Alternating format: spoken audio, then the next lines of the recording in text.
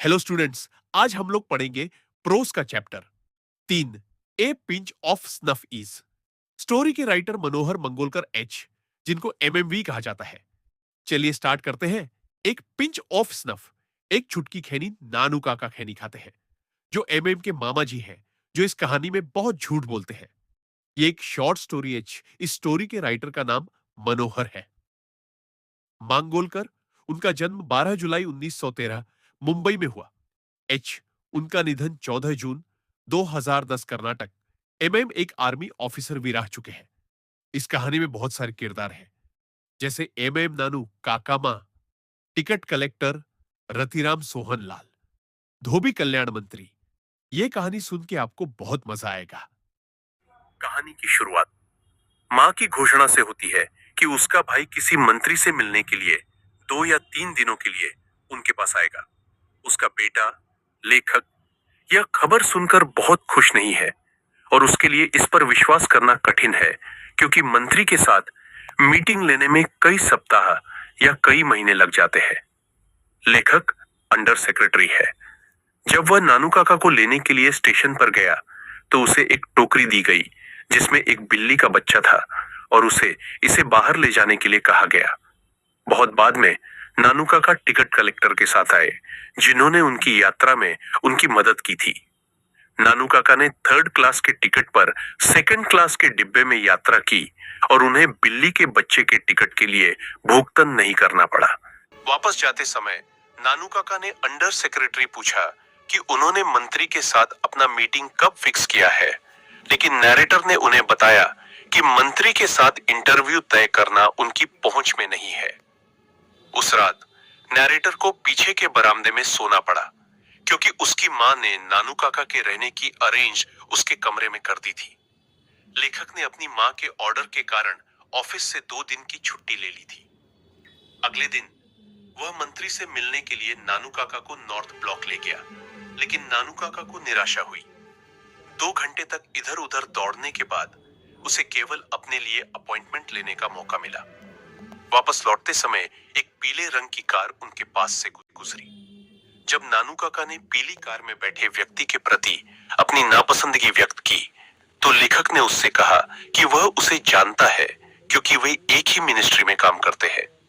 वह लड़का दिल्ली में पार्टी बॉस सोहन लाल रतिराम का बेटा रतिराम था। ऐसी अफवाहें थीं कि रतिराम हजरत बरकत अली के पास ट्रेड कमिश्नर के रूप में जा रहे हैं, लेकिन किसी कारण से इसे कैंसिल कर दिया गया। यह सुनकर नानू काका ने उन्हें जोधपुरी बंद कॉलर और पगड़ी पहनकर सोहनलाल रतिराम से मिलने जाने के लिए कहा, जिन्हें वह बिल्कुल नहीं जानते थे। वे लाला सोहनलाल के घर गए और उनके सेक्रेटरी ने उनका स्वागत किया, जिन्हें उन्होंने बताया कि वे जमींदारों के डिटेल्स के बारे में डिस्कस पर चर्चा करने के लिए आए थे। सेक्रेटरी यह देखने गए कि क्या लाला जी अचानक इंटरव्यू लेने के लिए फ्री है। दरअसल वो उस वक्त फ्री थे, जो बगल के कमरे से आ रही हुक्के की गुड़गुड़ाहट की आवाजों से साफ जाहिर हो रहा था। नानू काका ने जोर जोर से बोलना शुरू कर दिया और ऐसा दिखाने की कोशिश की जैसे वह हजरत बरकत अली के साथ घनिष्ठ गठबंधन में हो। यह सुनकर लाला जी उनसे मिलने और पुराने एचपी के बारे में पूछने के लिए कमरे से बाहर भागे। लाला सोहनलाल ने नानू काका के साथ अपनी कंसर्न की कि कैसे किसी ने एचपी के मन में उनके बेटे के खिलाफ जहर भर दिया। नानू काका से अपने बेटे को ट्रेड कमिश्नर के रूप में लेने के लिए मनाने के लिए कहा। नानू काका सहमत हुए। नानू काका ने संयोग से अपने स्नफ बॉक्स से छुटकी निकाली और वेलफेयर मिनिस्टर का उल्लेख किया। लाला सोहनलाल ने मंत्री पर निराशा व्यक्त की, क्योंकि वह लाला जी के कारण इस पद पर है और उन्होंने अभी भी अपनी बेटी की शादी के लिए लाला जी के बेटे पर विचार करने से इनकार कर दिया है। उन्होंने नानू काका को आगे बताया कि वेलफेयर मिनिस्टर निन्नूर के राजकुमार के साथ विवाह बंधन में बंधना चाहते हैं, लेकिन उन्होंने अभी तक कुंडली का आदान प्रदान नहीं किया है। इसके बाद वे घर वापस आ गए। अगले दिन नानू काका ने घोषणा की कि वे मंत्री से मिलने जाएंगे। लेखक चाहता था कि उसे योजना से बाहर रखा जाए, लेकिन उसके मामा ने उसकी अनदेखी कर दी। नानू काका ने आगे प्रभाव डालने के लिए वर्दीधारी ड्राइवर के साथ एक प्राइवेट कार की आवश्यकता व्यक्त की। लेखक एक ऐसे मित्र को जानता था जो कार में उसकी मदद कर सकता था। नैरेटर ऐसे दोस्त को जानता था जो कार में उसकी मदद कर सकता था। चूंकि मोटर डीलर्स 1 मील दूर से एक अमीर आदमी को सूंघ सकते हैं, नानू काका ने सिक्का ऑटो डीलर्स को प्रभावित करने के लिए एक छोटी सी योजना बनाई। उन्होंने 1000 रुपए का बियरर चेक लिखा और उसे अपने एक पुराने कोट में रख लिया। उसने कोट धोबी को दे दिया, जो बाद में वह चेक लहराते हुए सबके सामने दौड़ा, जिससे ऐसा लग रहा था कि नानू काका इतने लापरवाह थे कि इतनी बड़ी रकम का चेक छोड़ गए। नानू काका ने धोबी को पैसे से भी पुरस्कृत किया। इससे वह इतना अमीर और धनवान दिखने लगा कि वह उस अनोखी कार को खरीदने में सक्षम हो गया जिस पर वे नजर रख रहे थे। सफेद जोधपुरी कोट और नारंगी पगड़ी पहने लेखक ने देखभाल की और नानू काका, जो रियासत के शाही पंडित की तरह लग रहे थे, को वेलफेयर मिनिस्टर पास ले गए।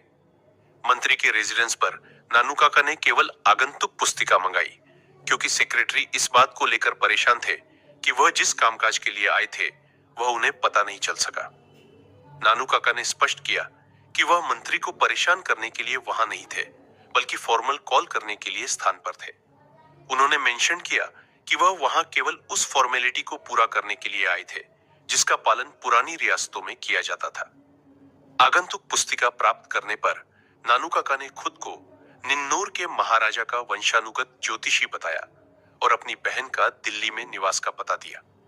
गाड़ी चलाते समय उन्होंने ड्राइवर से जोर से घोषणा की कि वह उन्हें महाराजा सुटकट्टा के महल में ले जाए ताकि वह उन्हें सौंपी गई सभी कुंडलियां वापस कर सके। इसके बाद वेलफेयर मंत्री स्वयं अपनी बहन के घर नानू काका से बातचीत करने आए। लेखक इस बात से थोड़ा चिंतित है कि अगर मंत्री को पता चला कि नानू काका निन्नूर का ज्योतिषी नहीं है तो क्या होगा, लेकिन उसे यह जानकर राहत भी मिली कि अगर कभी ऐसा हुआ तो नानू काका सिचुएशन को संभाल लेंगे। हालांकि अगर किसी दिन ऐसा होता है तो वह सीन से बाहर रहना चाहता है।